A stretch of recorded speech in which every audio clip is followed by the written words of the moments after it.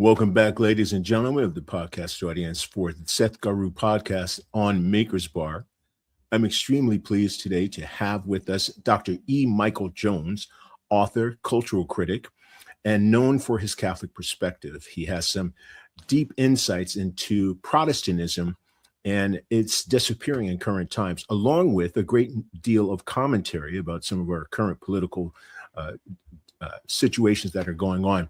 He's an honored guest on many other podcasts for his insight and deep perspectives on that. So we're looking forward to an engaging conversation. Join us to be along for the ride. His book, Libido Dominante, and I hope I didn't bastardize that too much, Doctor, but Sexual Liberation and Political Control. I'm fascinated to hear more on that subject and your book, your life, and your thoughts on our current situation. Dr. E. Michael Jones, welcome. Thank you. Thank you, Seth. Good to be here. So I wrote Libido Dominandi 25 years ago.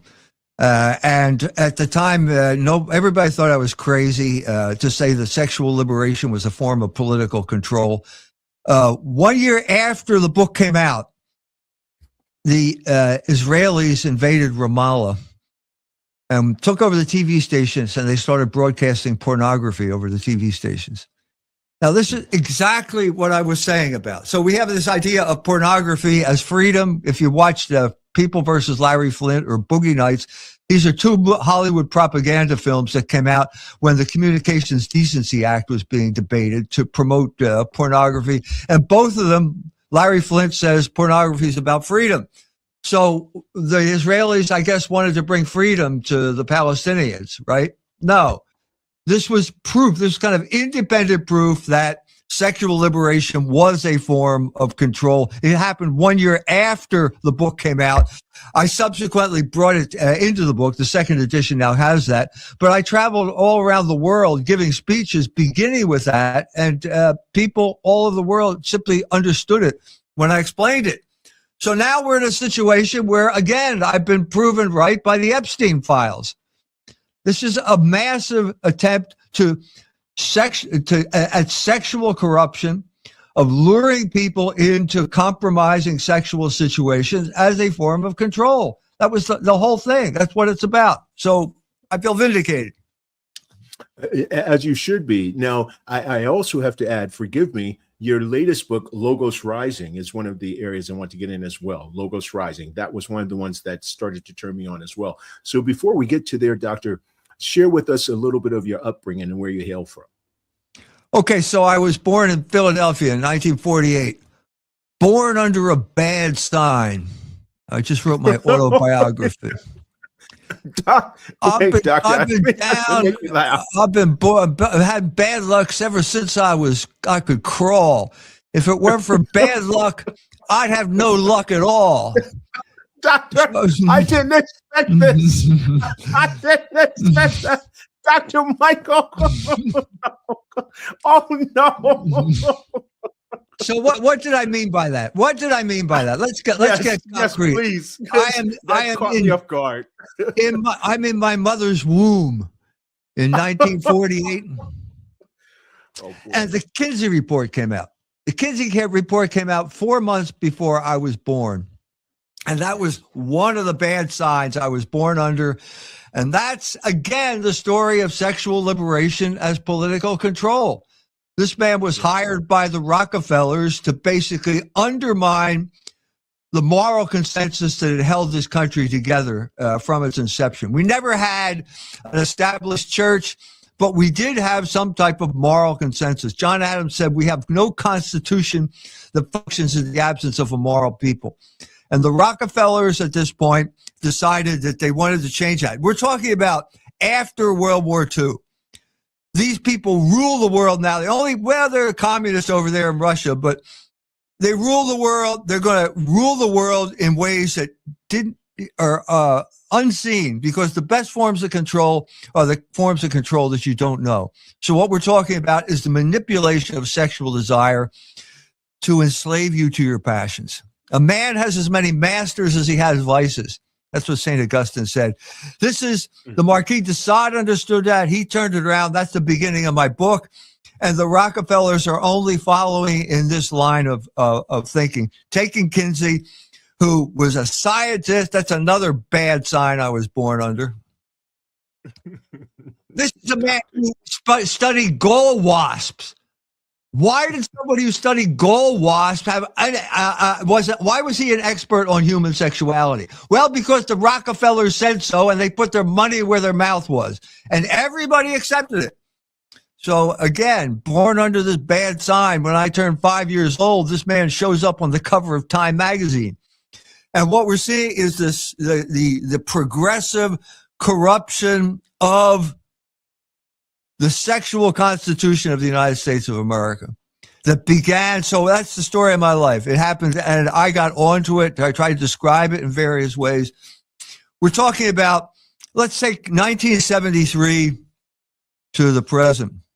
1973 is the year that abortion was made legal. Roe versus Wade overturned all of those abortion laws. It's the beginning. That is the cover. So you're concerned about that. But what's happening behind the scenes? A massive transfer of wealth away from the middle class, from the working man, into the hands of the 1% of the 1%. That ended up trillions of dollars passing away to the point where the working class is now totally impoverished. And those people on the other end of the spectrum have so much money that they can buy the government, which is what they have done. So I want to backtrack a little bit.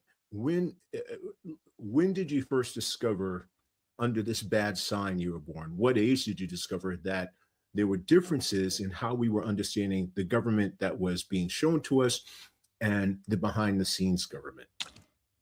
Okay. 41 years after I was born, I'm sitting in the office of Paul Gebhardt, who was the co-author of the Kinsey Report. I'm in his house just south of Bloomington. And I have a question for him. There was a guy, John Barber, AP reporter, reported in an article he wrote that the Kinsey Institute in Bloomington had the largest, the Kinsey Institute had the second largest collection of pornography in the world. First largest collection was the Vatican. Vatican had the largest collection of pornography in the world. And wait a minute, I've been to the Vatican. Is this true? I called up Barber. What's your problem? Barber says to me. Yeah, it's true. Bang, hangs up the phone. I say, Paul Gebhardt, is this true? He burst out laughing. He said this was a joke. This was Kinsey. He used to say this all the time, and he got a rise out of the audience. He made it up, completely made up. Well, wait a minute. My life has been formed by your joke. It took me 41 years to figure that out because no one would tell me. Time magazine was run by the CIA at that point. It was the public relations arm of the CIA under C.D. Jackson. And they put Kinsey on the cover with the birds and the bees. He had a bow tie, just like this bow tie, and a crew cut. And he was a Boy Scout. No, he wasn't. He was a homosexual. And he was obsessed with talking to other homosexuals, didn't give a damn. The woman's volume came out 5 years later as an afterthought. So you got this guy who's projecting his compulsions on to the people of the United States of America with Rockefeller money and wrecking everybody's lives, wrecking people's lives. So, but in the course of the research, I went to the Rockefeller archives, and there, this great guy, it's a great archives. Kinsey archives aren't worth the paper they're written on. It's a completely phony operation down in Bloomington. But the Rockefeller archives, great guy. And he brings me this folder, and there's Wardell Pomeroy, another author of the Kinsey Report. And he's writing to the draft board in South Bend, Indiana. We were both from South Bend, Indiana. And in this explanation, he said for the draft deferment, I think it was Alan Gregg, who's head of the Rockefeller Institute, writes, Mr. Pomeroy's work is very important for national security because it explains how to control large groups of people. There, you got it right there from the horse's mouth. So if you're asking me, in that instance, it took me 41 years. So you were 41 years old when you discovered some of that. Now, how long from you being 41 years old? And I think we want to be a little careful because YouTube is a little cautious on the P word and the H word. And it's really crazy. I'd like to talk to you about that as well. But when you were 41 years old and you discovered that this was happening, tell me the way religion plays a role for you in that. Were you Catholic at that time? Were you seeing some religious connections to that? Sure. And was that effectual to how you came to some of your conclusions? It was crucial. So let me talk about the high point of Catholic life in my life and in America. I was 14 years old in 1962. I went to the celebration of the 4th of July at Independence Hall in Philadelphia, and there was a Catholic mayor on the platform, Catholic governor of Pennsylvania, and Catholic president of the United States of America. This is the high point of Catholic life. If you're not a Catholic, if you're a Protestant, remember, Protestant, Catholic, Jew, these are the three ethnic groups in America. Protestants didn't like it, and they declared war on the Catholic Church. Undeclared war. It happened in Philadelphia. People were dying in the streets. It was like a civil war. The Ford Foundation is bringing black people up from North and South Carolina. Leon Sullivan is the agent for the Ford Foundation, flooding them into Irish or Catholic ethnic neighborhoods, driving people like me and my family into the suburbs. And at that point, we all became white. I thought I was half Irish and half German. I say I'm biracial. Oh, wow. But they called. I want to get to both of those. Those are very interesting. So it changed from Irish and so forth. It changed from some of your ethnicities to just becoming white. Right. What year was that? What year again was that? We left the Irish neighborhood in 1954. Now, there's another interesting thing. So the blacks crossed Lehigh Avenue in North Philadelphia in 1954. So that was kind of a dividing line. We thought they'd never get that, but they were just on their march. They were marching through North Philadelphia. And the Irish panicked. Everybody puts up their house for sale at the same time. The price plummets. It's called blockbusting. And we moved to it was technically a suburb. It was technically inside the city of Philadelphia, northeast Philadelphia. It was kind of a suburb where you went to a school and there were people named like Schmidt and Guglielmucci and O'Hara, and they all came to and Chris Chicky, and they all came together. Because what are we going to call each other? We'll call each other white. Because it's too complicated Doctor, otherwise. You're killing me. You're making me laugh. It's very serious. But so I'm I'm telling you, this is a story of my life. So why am I white? Well, because we were driven out of an Irish neighborhood. You know, I mean, so the classic guy here in Philadelphia is Frank Rizzo.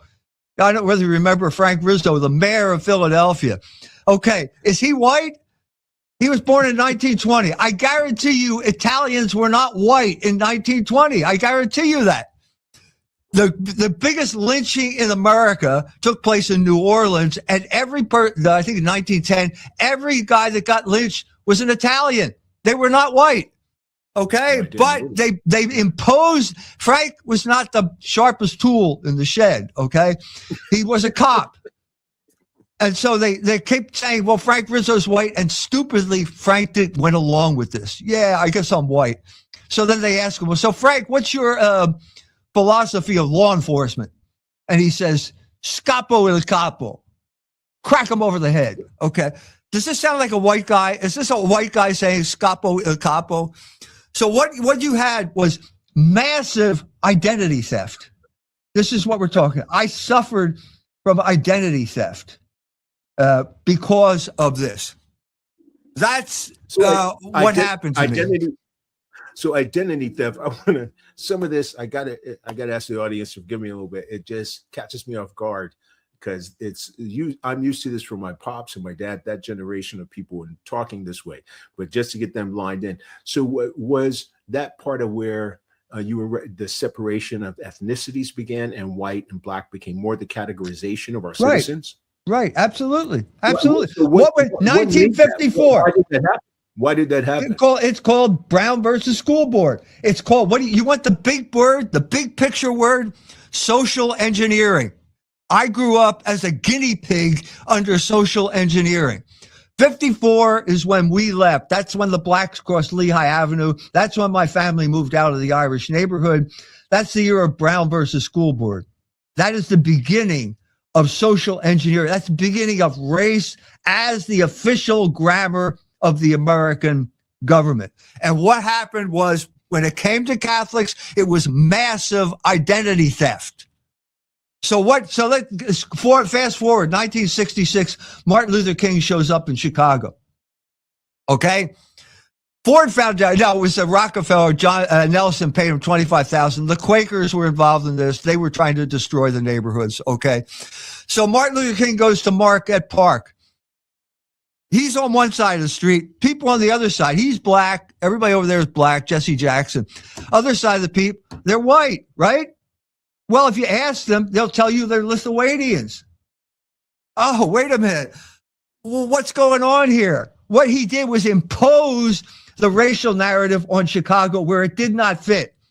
Dorothy Tillman, his lieutenant in Chicago, said, down south, you was either black or white. You wasn't none of this Irish or Polish or Lithuanian. Well, they were Lithuanians. And so you're a Lithuanian Catholic, you have a certain identity, a real identity. Martin Luther King shows up and suddenly you're white. As soon as you're white, you're a racist. As soon as you're a racist, you lose. And that's the way it works. That's what happened there. Happened in St. Louis. Go ahead.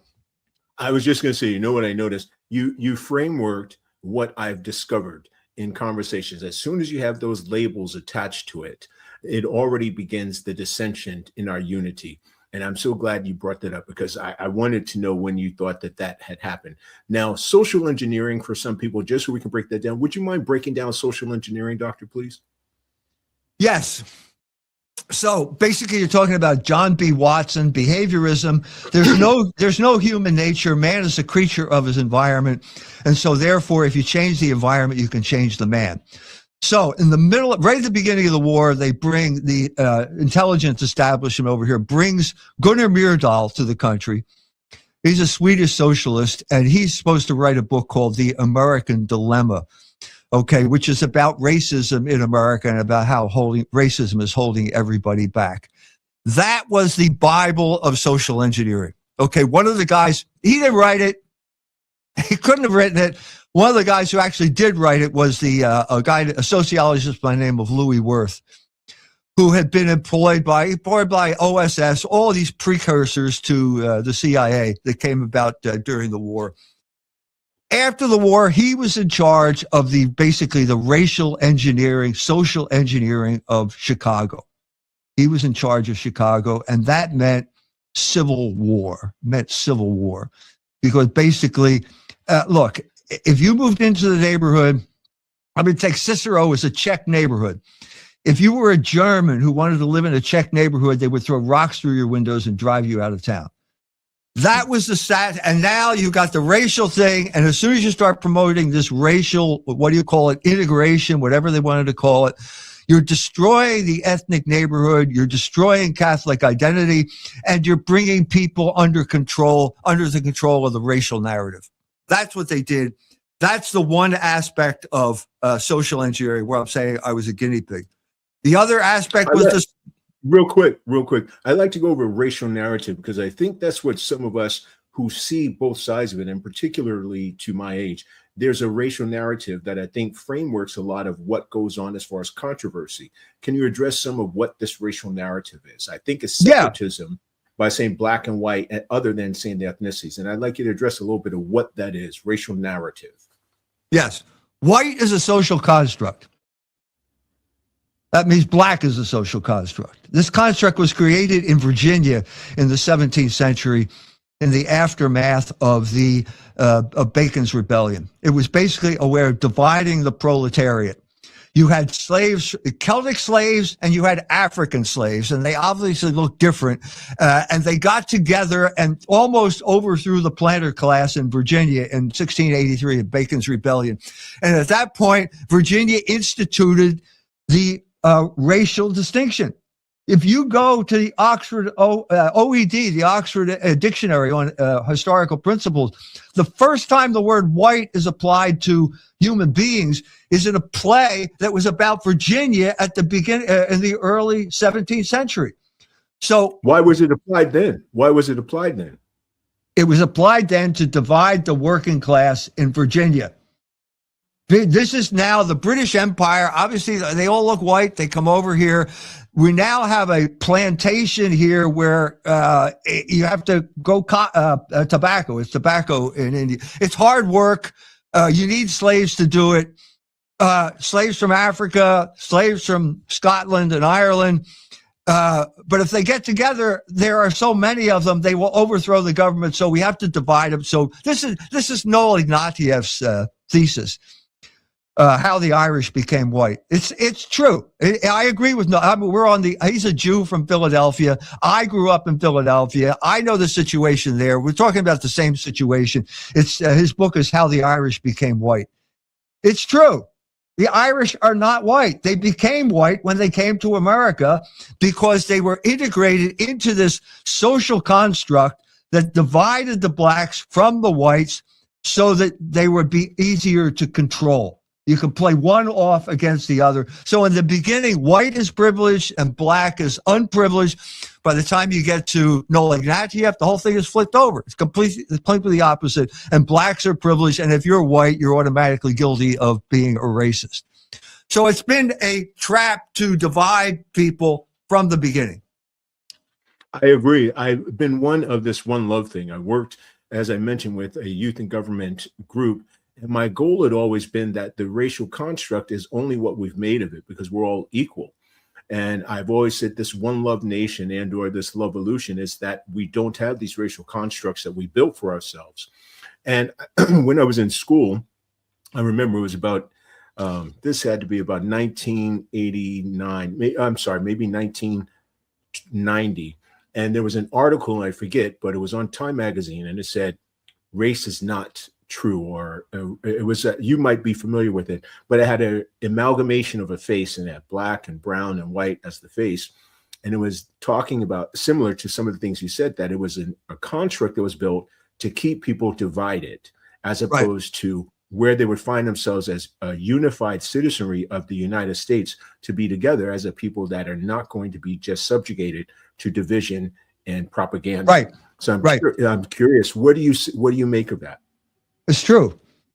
So you can take another example. Let's take Quebec, the French colony, or Mexico, the Spanish colony. They were Catholic colonies, and Catholic colonies did not come up with this racial distinction. They came up with intermarriage. There's a Fort Michilimackinac is on the northern end of the southern peninsula of Michigan. They have a fort there that was created by the people. And there's a history of the fort. The history of that fort is this was New France. And there's a picture of a voyageur marrying an Indian maid, and there's a Catholic priest marrying them. That's the Catholic principle.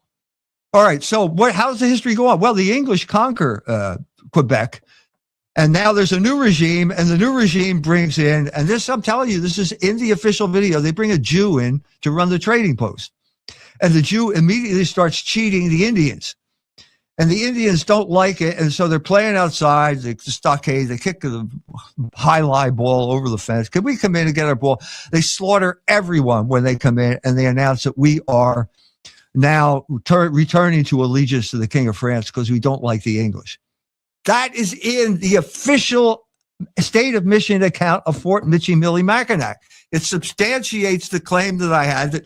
So by the time the English showed up in Nova Scotia in the 18th century, they are Presbyterians. And they say, well, we're bringing the gospel of Jesus Christ to you. And the guy says, well, wait a minute. We're Catholic. We've been Catholic for 200 years here. What's the problem? No, that's not the real faith. You have to become Presbyterians. And he's saying this to a group of people who had totally intermarried. So the French had totally intermarried with the Micmac, okay? Because the Jesuits who went there learned Micmac. They learned all of these native languages. They wrote grammars and dictionaries, total unification of the French and the Indians. And the English come in and they say, no, you have to, and they say, no, we're Catholic. We're not going to go along with that. And so the first thing they do is put bounties on scalps. They're going to pay you to scalp these people. Okay. And then when that doesn't work, they ship them off to Louisiana where they become Cajuns. I'm saying these are two fundamentally different operating systems. And we had the misfortune of growing up under the English system, which caused a lot of which is based on divide and conquer. Yes. And that's what I see. And that's what I've seen in my work throughout the years. Now, along with that, to me, it seems to complement and or support when you talk about Protestantism is on its decline. And I'm very curious how you tie that into this, because I know Protestantism, it can cover a number of different of the denominational things, but if you can break that down for us. Yeah. I just wrote a book on American identity called Walking with a Bible and a Gun.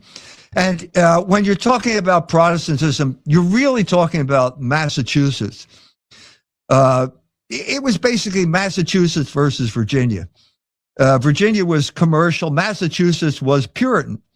The Puritans came there because they wanted religious freedom. These are the people that won. Massachusetts defeated Virginia in the Civil War. Okay, so they became the dominant group, and they became it because of a high intellectual culture. The American Renaissance was basically a Bostonian, Massachusetts thing. So what do I mean by, what are we talking about here? The Puritans, Oliver Cromwell. Who was the most famous Puritan writer? It was John Milton. What was his most famous work? It was Paradise Lost. What's the most famous part of Paradise Lost? It's Satan's speech at the beginning of that great poem. Yes. All you have to do is you read that. This is great poetry. This is the greatest speech ever. And so what we're talking about is Satan has been struck down. His rebellion of God against God has failed. This is exactly John Milton's situation when he's writing the poem. They were the ones that took over England. They were the revolutionaries. Milton signed the death warrant for the king. He was the third one to sign the death warrant, and it failed. So now what? How am I going to make sense of this? And he writes that great speech where Milton said, or where Satan says, can't get any lower than hell. We're going to get back at God. The mind is its own place. Better to reign in hell than to serve in heaven. I'm saying that is the hidden grammar of Protestantism, and it's the hidden grammar of America. Every single founding father who signed the Declaration of Independence was reading Paradise Lost at that time. Now, Thomas Jefferson, Ben Franklin, John Adams were reading it directly, reading actually the poem, but everyone read. This is recorded? Doctor, this is recorded that's what they were reading as material? Sure. There's a book out called All That Is Dark in Me. Orlando Reed just wrote a book about the influence of Paradise Lost in American history, or in world history. Who's the author of that? Real quick, I want to hear the author of that. Orlando Reed, R-E-A-D-E. But I mean, I studied American. I have a PhD in American literature, so it's not alien to me here. But anyway, everyone was reading. I said either they were reading it directly, as Reed shows that Jefferson and Franklin and Adams were, or, and this was the majority, were reading it indirectly because they were reading the most influential pamphlet in American history, which was Common Sense, written by Tom Paine. I read that. Tom Paine is constantly quoting Satan's speech in Paradise Lost. This is the hidden grammar of Protestantism. It's the hidden grammar of America because it was a Protestant country. So, and it continued. So you had somebody like Ralph Waldo Emerson, who hates everything, hates Calvinism. The one thing that united Emerson and Hawthorne and Thoreau, they all hated Calvinism. But when Emerson wrote Self-Reliance, this says in the middle, nothing matters but the sanctity of your own mind. Well, he's echoing. Let's get back to that real quick, Doctor. Why did they hate Calvinism? Because it was hateful. What can I say? It was totally inhuman. I mean, don't expect me to defend the most revolutionary form of Protestantism. It didn't work. So the thesis of my book, Walking with a Bible and a Gun, is that basically as you move west, your existence, your whole theories, all your theories about life are put to the test because you're confronting the frontier. So existence now confronts essence, and essence gets modified in order to conform to existence. That's what happened in total depravity. Doesn't work. And by the time these people got to Indiana, they all were Methodist. They started off as Calvinists and they ended up being Methodists because they had to modify their religion because of the environment they were in. So that's what happened. So Emerson. I'd like to go back to this essence. Go over that essence bit a little bit. I felt like that was very interesting. What were you meaning by that? Can you go into that? Okay. Yes, I can. This is okay. I wrote a book on aesthetics called The Dangers of Beauty. The big change that took place in Western thought in the Middle Ages was that Platonism was dethroned. Platonism, existence has priority over essence. I'm sorry, essence has priority over existence. If you're making a work of art, you're imposing Platonic forms onto stone, and you come up with a temple, and that's art. That's imitation of nature.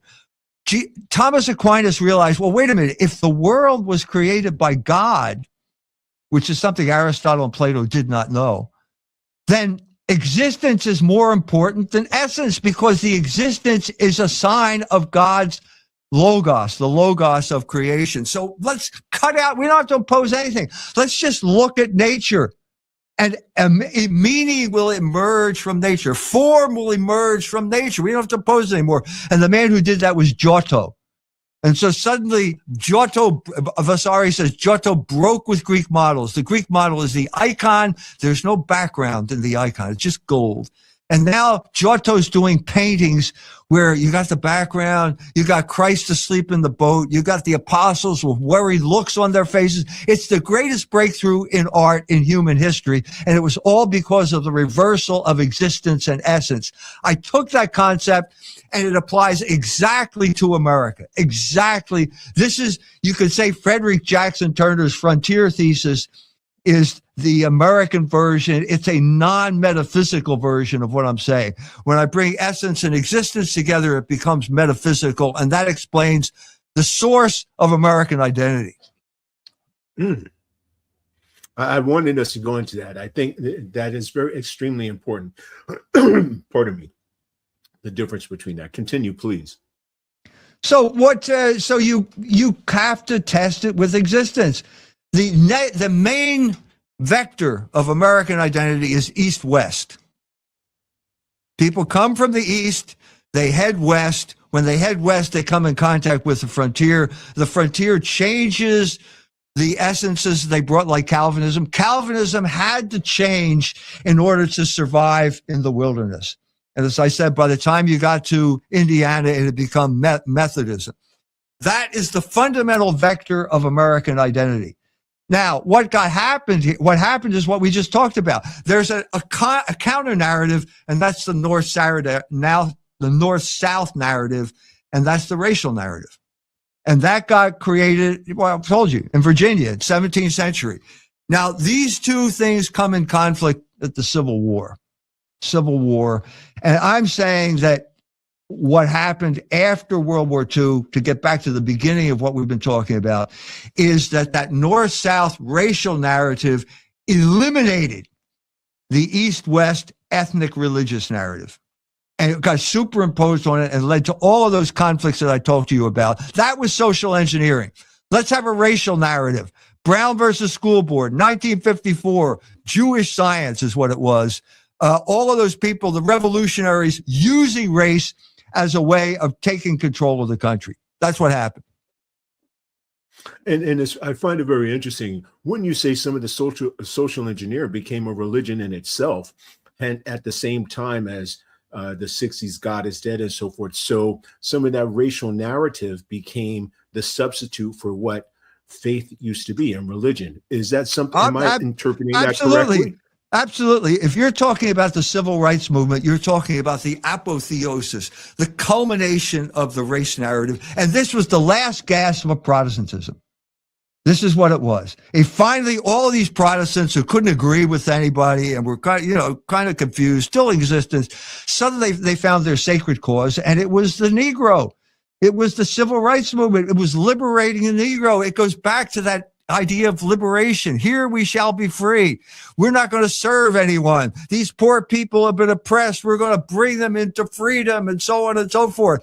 It's unanimous. Culmination, 1963. Civil Rights March in Washington, D.C. At the same moment, the ethnic religious narrative reasserts itself.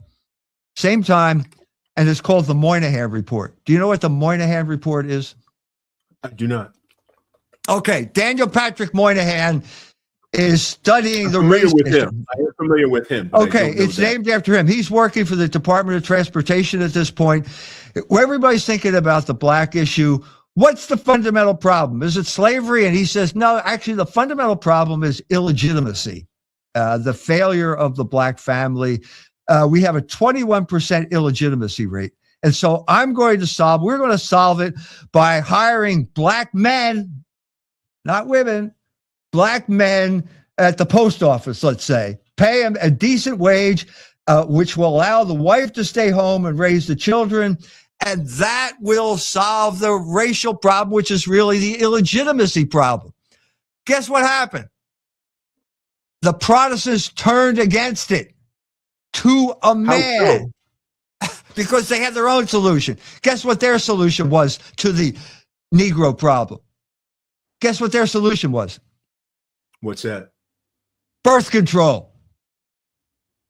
Birth control.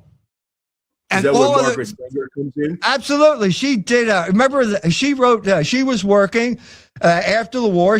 Planned Parenthood, they don't like to say this, but they had something called the Negro Project, which was how to get Negroes to use birth control, because that will solve the problem. We'll eliminate the Negro problem by eliminating the Negro. You won't have any children.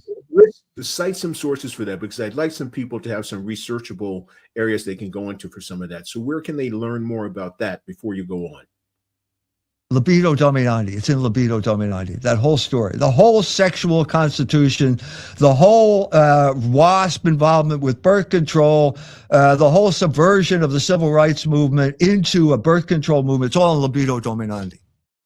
My book on sexual liberation and political control, and then you can go from there to the sources. So so they turned on him. So what? The Negro Project is the term that Planned Parenthood used. The Negro problem is what's his name? Norman Podhoretz wrote an absolutely famous essay in Commentary magazine. He's the Jew who was the editor of Commentary magazine, and it was called "My Negro Problem and Ours." And it's a seminal essay. Another seminal essay in this regard is Norman Mailer's book, essay, The White Negro. The White Negro, otherwise known as the beatnik, the guy who wants to be Jack Kerouac's book, On the Road, walking through a Denver twilight, wishing I were a Negro. The whole creation of the Negro as a paradigm of sexual liberation that basically subverted the ability to have a family, valorized the degenerate as a way of, what should I say, calming their conscience. This is all the troubled conscience of the Protestant elite in America coming to roost here. The crucial turning point, 1963. Do we go with the Moynihan Report, hiring black men so that they can have a decent wage, or do we go to the contraceptive and turn every single black church into a birth control clinic, which is what happened in Philadelphia with beginning with Reverend Gray in Philadelphia. That was the choice. And to make sure that it went the right way, they murdered John F. Kennedy. That was the crucial turning point. All we're talking about, 1963. So I didn't know if you were finished yet. So pardon me. So the designation of these racial titles that was more divisive than anything, as opposed to keeping the ethnicities as a primary labeling. And so when they found out, saying here's the Negro, here's the white person, that became a way for the controlling powers to keep us divided, as opposed to us coming to a common ground. Is that some of what you're postulating? Yes, that's exactly what I'm saying. And I'm saying that the Catholic ethnic neighborhood was a successful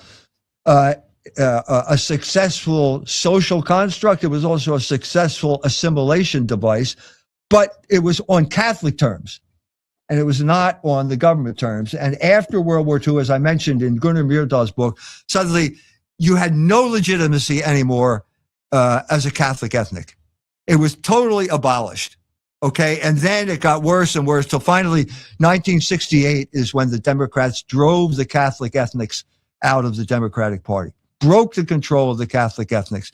It took 1968, the convention was in Chicago.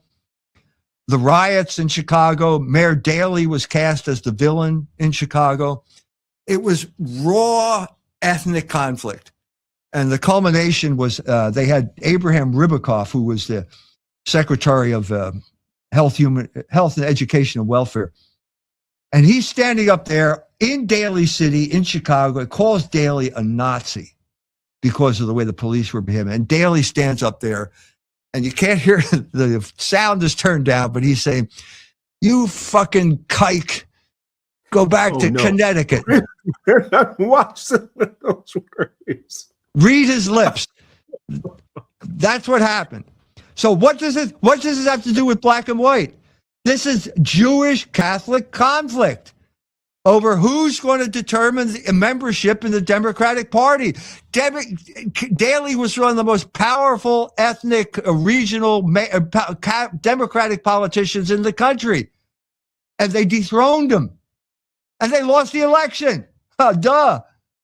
68, they lost to Nixon.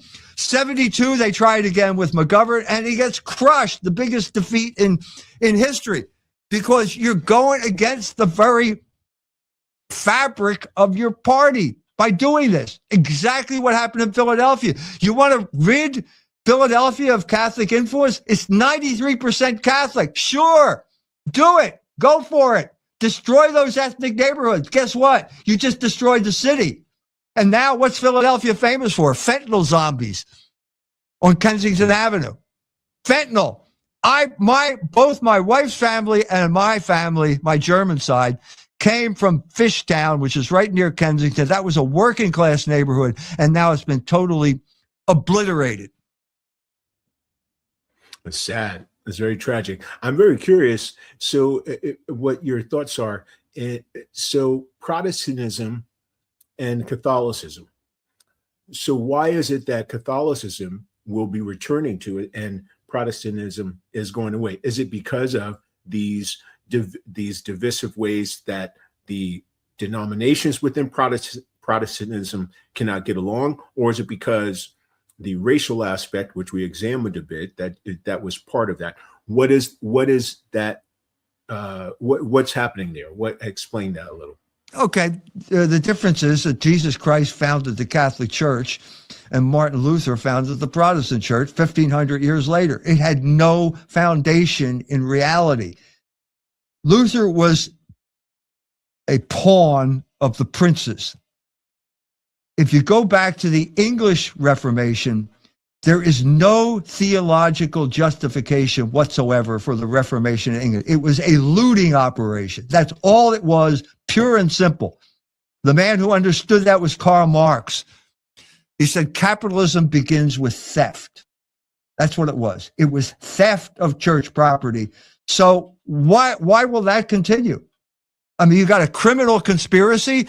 It's amazing that it lasted for 500 years, but it lasted because they took their patrimony out of the Catholic Church.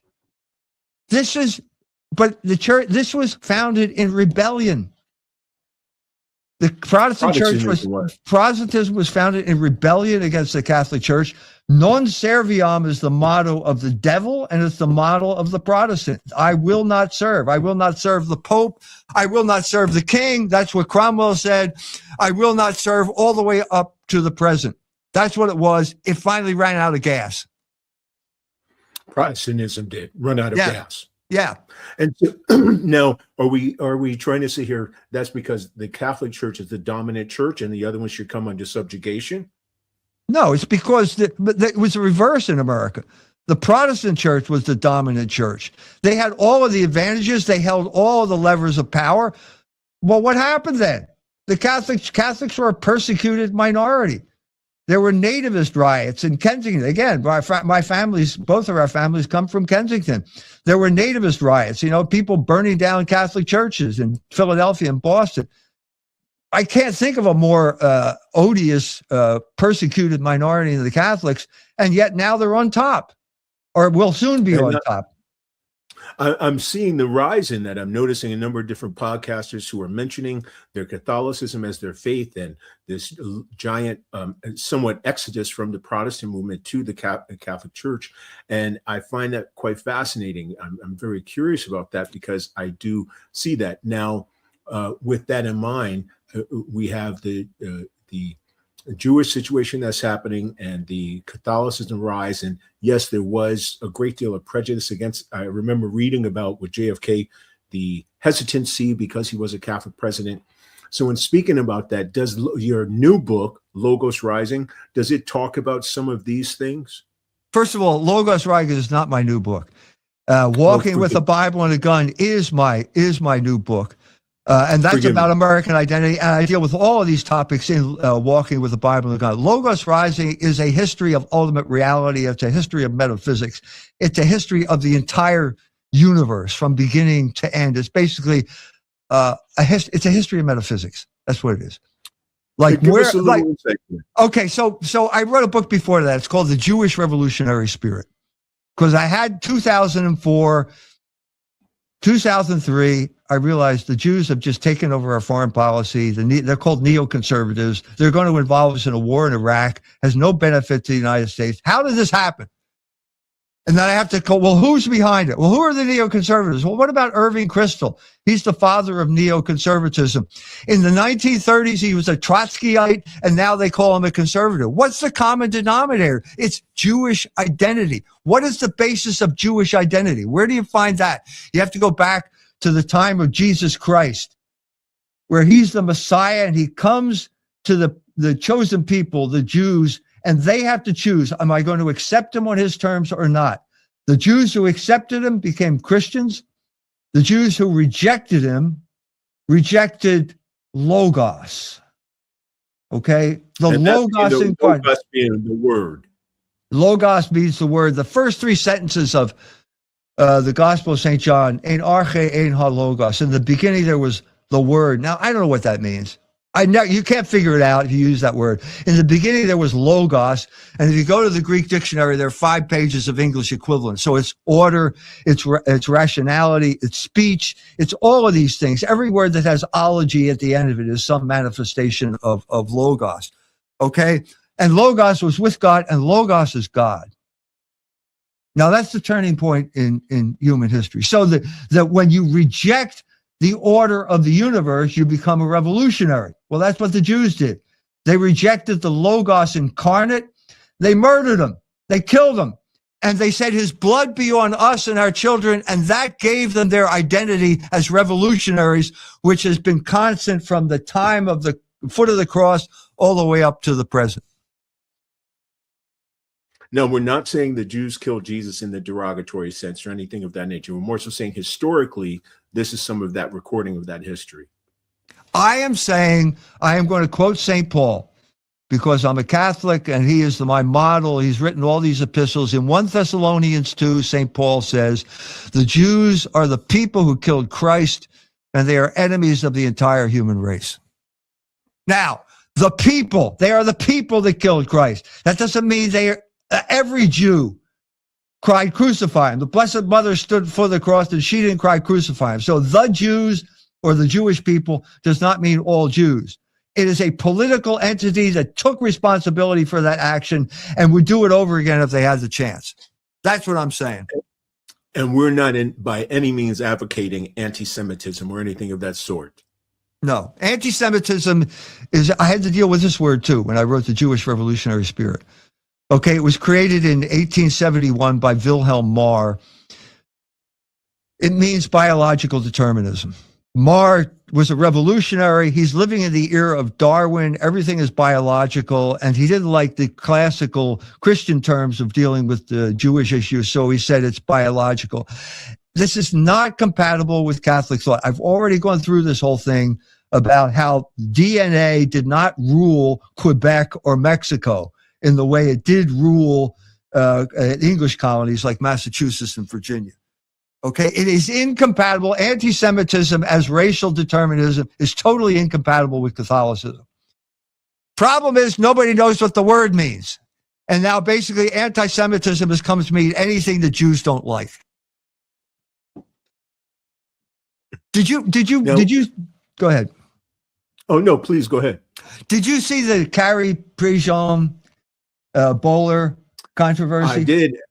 You know, I was going to ask you what your thoughts about that were, because I found it to be extremely distasteful, because I don't feel that she was attacking him or being anti-Semitic whatsoever. I feel that she was more so stating from perspective of what her faith was. Absolutely. That's exactly what I'm talking about. It's like I predicted it and then it happened. So what did she do? She's a beauty queen. She could have showed up and says, well, I'm white and I'm beautiful and I come from California. What did she say? I'm a Catholic. Immediately, suddenly the drama begins. Okay, there are only three groups: Protestant, Catholic, Jew here.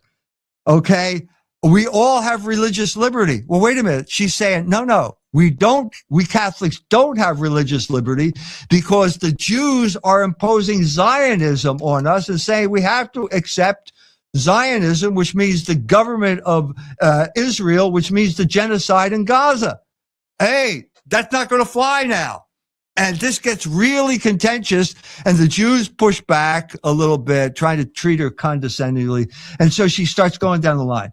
Is it anti-Semitic to criticize Israel? Is it anti-Semitic? Get her to define, and they can't do it. They're backing off. And she comes to the conclusion, like, well, you're violating my religious freedom. I don't have to accept your Zionism. That's not part of my religion. That's your religion. She blew up the whole damn thing. And it got so bad that the lieutenant governor, had to stop it. It was a stroke of genius on her part to come in and to say exactly what needs to be said at this moment in history. I found it very timely, because I do see that some of the religiosity, and in particular this commission or committee itself, is so timed perfectly for the era we're in. And so I found it blew up the whole thing to create another conversation, not only about free speech, but about Catholicism and proclaimed Catholics and the Zionism that's happening. And I find that is definitely a touchy subject, as far as which I'm curious about your perspective. I find that particular censorship subject very curious, because on YouTube, on podcasts, I find we are being restricted to language we're able to say, even though it's not derogatory. And I'm curious what your thoughts are on the restriction of language. What are you seeing forthcoming? Okay, so that's the best example is X or Twitter.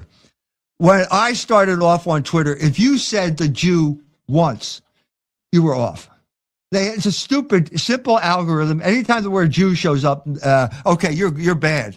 Elon Musk buys this operation for $44 billion. Okay, are you going to flush that down the toilet? The best way to do it is continue this stupid censorship of discussion, of the most important discussion that has to take place right now, which is Jewish influence over our culture and our government. IPAC, Bibi Netanyahu, 25 standing ovations. This is the type of thing that everybody knows, everybody's talking about, and if you throttle that, you're going to flush $44 billion down the toilet. So he backed off, and now you can have it's a new program now. It's still the ADL, the Anti-Defamation League, in control, but their policy is freedom of speech, but not freedom of reach. And so someone like me will be allowed to say what I've said today, but I will be ratioed. In other words, I will be throttled.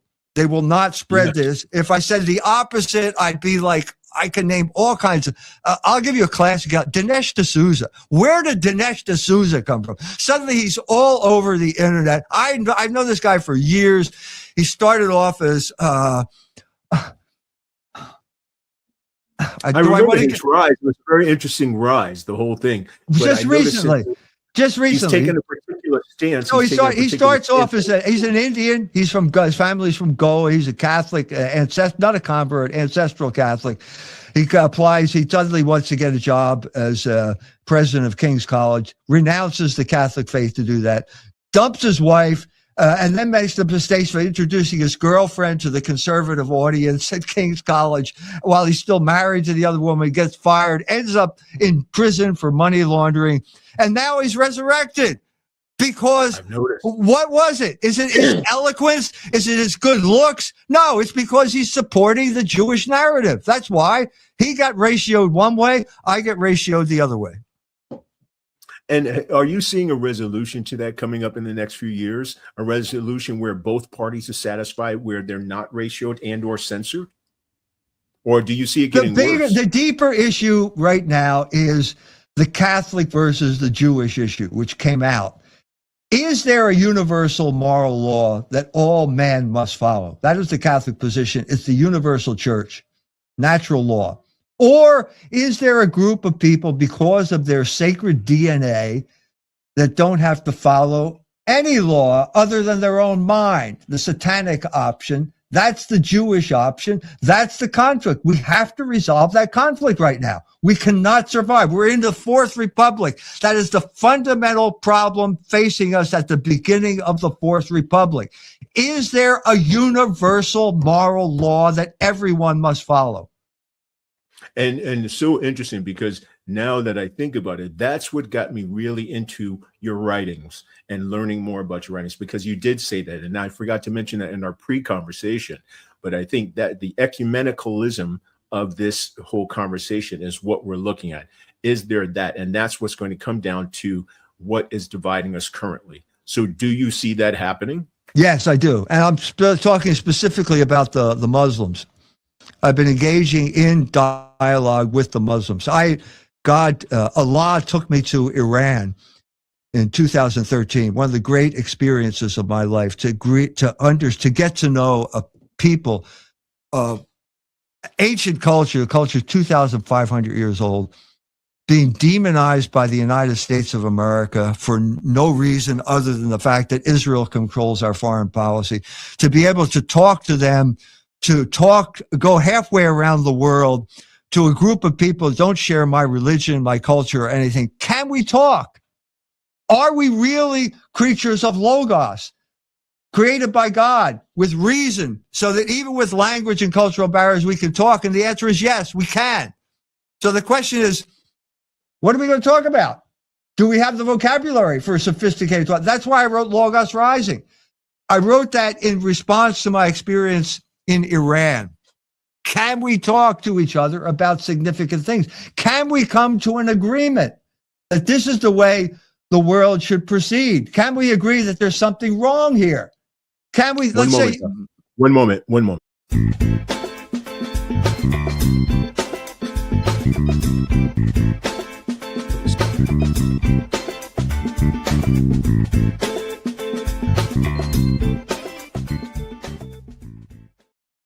Small glitch there it was jumping, and so I tried to adjust that. Thank you for holding on, Doc. And so please, do you remember where you left off? Yeah, so I'm proposing a Catholic-Muslim alliance. That could be purely negative. That could be purely negative because we have a common enemy, okay? Israel, whatever you want to call it, the Jewish revolutionary spirit, or it can be negative and positive. But if it's positive, it has to have some type of positive basis. And I am saying logos is the basis for this. The logos of practical reason is called morality. The logos of theoretical reason gives you the order of the universe. I'm saying that I'm serious. I'm saying to the Muslim, logos is God. What do you think about that? That means that God has to be rational. Can you accept that? Because there's a whole tradition in Islam that says no, beginning with Al-Ghazali, his book, The Incoherence of the Philosophers, where he basically gave up. It was too complicated. And they settled into this kind of fundamentalism that is really not typical of Iran. Iran is a different country. It was conquered by the Arabs, but they never gave up their language. They retained Farsi as their language, and as a result, they retained a kind of different identity. And so, like Eddie Dean was the Muslim from Chicago. He's telling me. Sorry about that. We had a flash flood warning. Oh, okay. Well, I don't want you to drown during the podcast here,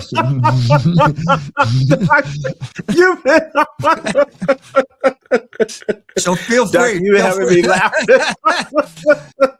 Feel free to get in your life raft, and we'll continue it later. Oh man. Oh man. See. Doc, you don't know so anyway, Eddie's telling to me, look, you want the real story about Islam? I'll put you in contact with the Sunni version of it, because that's the real Islam. And I said, Eddie, look, why did Allah take me to Iran? I couldn't have done this on my own. I never do anything like this on my own. Why did he take me there? Because he wanted me to talk to these people. And he wanted me to understand them and see what we had in common. So that's what I'm saying. There's something big going on here. The very people, they have reason to hate us, but they don't.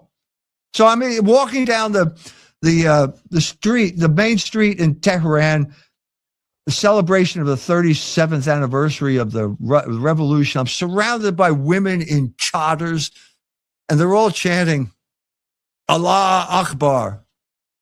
So I understand that. And then they start chanting something I can't understand. Mark Bar Hamariku. So I turned to my translator and I said, what are they saying? He said, death to America. I'm the only guy in Tehran wearing a tie. I obviously look like an American, right? Some guy comes up to you and says, are you an American? I felt like saying, well, I was going to say, no, I'm a Canadian. But I said, yes, I'm an American. They would have been nicer to you if you said Canadian. I'm not going to say I'm a Canadian. Sorry. I didn't. I was tempted. Okay. But I resisted that temptation.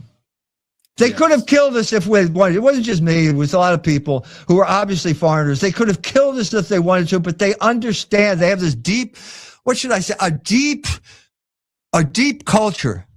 A deep, sophisticated culture that allows them to separate the individual from his rotten government, which is the situation we're in. When you say, and let's hold on to that for a minute. I think that's part of where some of the censorship comes in, and some of this restriction of language is to separate the people from the government. And it's not being anti-Semitic or racist to say this government is not behaving correctly. And I think that's part of where our communication has to be more engaged to what you just said. It's not to judge the people by their government. And I think that's where we as people, we want it to be seen as it's not the people, it's the government when mentioning certain names. Yeah. Well, we've got two parties that represent the oligarchs and no party that represents the people of the United States of America. Every single person, with one exception, takes money from IPAC. They control our government. And we're not allowed to say that? We're not allowed to identify the people who are oppressing us? That's un-American. That's not American. And it's up to all men of goodwill to resist this, because it's a crucial fight. We're fighting for our existence as Americans right now. And would you say that's very true? I'm very curious. So right now, I feel like a number of people feeling that way. So you are convinced we are fighting for we're at that bastion where we have to make a decision. Right. That's exactly what Carrie said in the interview, except that she framed it in ethnic particularities, Protestant, Catholic, Jew. You rabbis are imposing your religion on me. That's un-American. I think and she's right. That's precisely, so they're saying, oh, it's anti-Semitism, it's hate speech, blah, blah, blah. No, it's one small group imposing their religion on the rest of us, and that's un-American, and I'm not going to accept it. And I think the great majority of American people will not accept it either, once they understand what's going on. I think we're at that forefront where people are making decisions, and I think that's the battlefront that we're at right now. And I definitely have been seeing that. I'm very interested in the young people and how they're perceiving this, because I think they're challenged with confronting where do we side, because they've been inundated with information that's different than what we've experienced from our generation. Because I'm a certain generation, you're a certain generation, but older. And in school, we didn't have an indoctrination of sorts. And so I'm very curious how young people, I see this pushback because they have accessibility to more information to make judgments. And then some of them have only been reared with, here's how the world is, and here's how these people are and that people. And I feel it's for a portion of them, it's going to be harder for them to break out of that paradigm. Would you agree? No, I disagree. They've already lost. They've broken it. If there's one group that has lost, the Jews have lost, it's the young people. It's the 28. And don't take me as an authority. Jonathan Greenblatt said that. Head of the ADL announced that for the first time since the ADL has been doing polling, like since the early 20th century, the younger generation is more, quote, anti-Semitic than the older generation. That happened on Jonathan Greenblatt's watch. He should be fired. But he admitted that they lost the younger generation. Wow. So the reconciliation you would see is only coming under what? How is it that we do this? Is it creating different committees where we can have further communication, because due to the breakdown in communication, what is the resolution? We have to understand our identity. We have to understand there is a common human identity, which is the antithesis of racial theory. Okay, we are children of God. We were created by God with a certain nature. And our nature is logos. It's speech. We act according to reason. Okay, we don't act according to instinct the way animals do.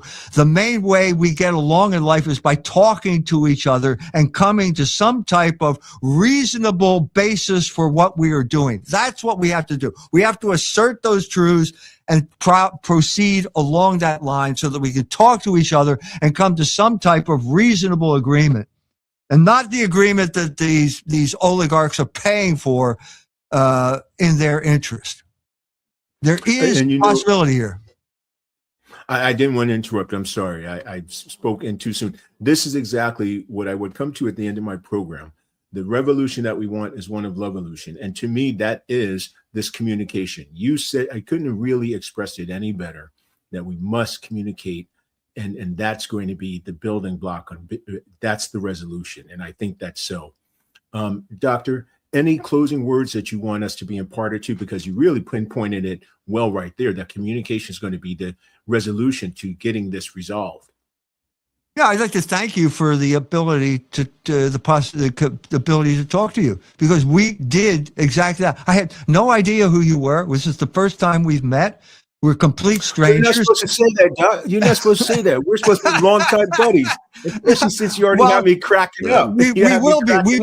We will be longtime buddies, but this is the first time we met, and we were able to come to a meeting of the minds as total strangers, like within, what is it, an hour? I mean, this is proof of what I'm trying to say. I swear, this is proof of what I'm saying, that it is possible for people to come together and be reasonable together and come to some type of agreement about the way we should proceed. So thank you. I got to tell you, you have not disappointed, because as I've been becoming more involved in some of your works and readings, which there's more I got to catch up on, I did hope and believe that we would come to a resolution. And that's ultimately always my goal. When I used to end any of my workshops with the kids from different backgrounds, Jewish backgrounds, Christian backgrounds, Muslim backgrounds, it was always that one love is the way we're going to get together. And through one love, we can communicate and find that God is the middle ground for all of us to be able to appreciate. And once we can communicate, it breaks down a number of those barriers. So here's the love-olution, which is the revolution we want. Let's create a love-olution. That's a revolution of love. And that's what you and I did today, is to break down those walls and communicate. So it has been an honor for me. And I'm looking forward to speaking to you again and getting people insight to your works and your books. Thank you. Thank you for the... And besides, absolutely my pleasure. And besides which, you had me cracking up too. There's a number of different places. I didn't expect it, and it was just perfect. So I appreciate the laughter too. And I am looking forward to it. And I'll know if I get started, because you had so many zingers in there, I will end up where I'm ending the broadcast laughing. And so because you were a pistol, and I love it. And I just appreciate you. Ladies and gentlemen, Dr. E. Michael Jones, I appreciate him coming on the Seth Guru podcast on MakersBar. We are completely excited and thrilled that he did join us today. Please like and share the content. Tell people about this. And remember that the resolution is through communication. I am looking forward to seeing you next time. Everyone have a good day and spread more love. Peace. Dr. Cool, thank you. Salam. Salam.